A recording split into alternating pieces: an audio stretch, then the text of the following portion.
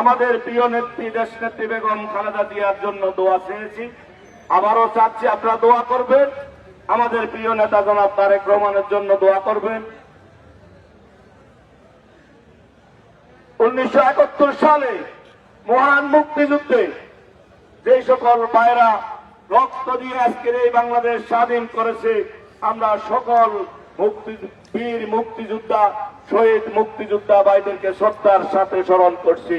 শহীদ মুক্তিযোদ্ধাদেরকে আল্লাহ যেন জান্নাতবাসী করে দোয়া করছি। আমরা বিগত আন্দোলন সংগ্রামে, আওয়ামী বিরোধী আন্দোলন সংগ্রাম করতে গিয়ে আমাদের যে সকল ভাইরা শহীদ হয়েছেন তাদের আত্মার মাগফিরাত কামনা করছি।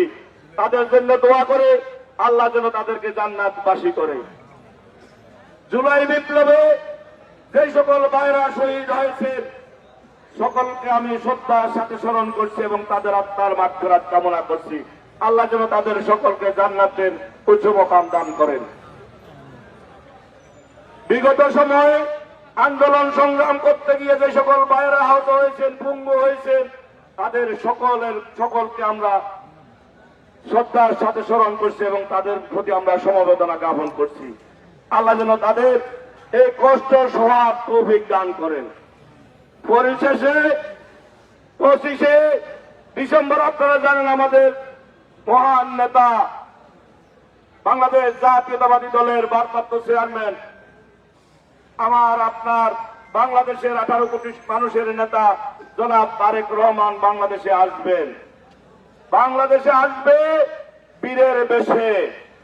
আমরা সারা বাংলাদেশ অপেক্ষায় আছি তারেক রহমানকে সাদরে গ্রহণ করার জন্য। ওনার 25 তারিখের আগমনকে আমরা সুস্বাগতম জানাই। পরিশেষে আমাদের সকল ভাইদের প্রতি আমার জন্য, আমাদের দলের জন্য, আমাদের প্রতীকের জন্য দোয়া চেয়ে সুশৃঙ্খলভাবে আপনাদের রাজনৈতিক কর্মকাণ্ড পরিচালনা করার আহ্বান জানিয়ে আমি আমার বক্তব্য শেষ করছি। খোদা হাফেজ।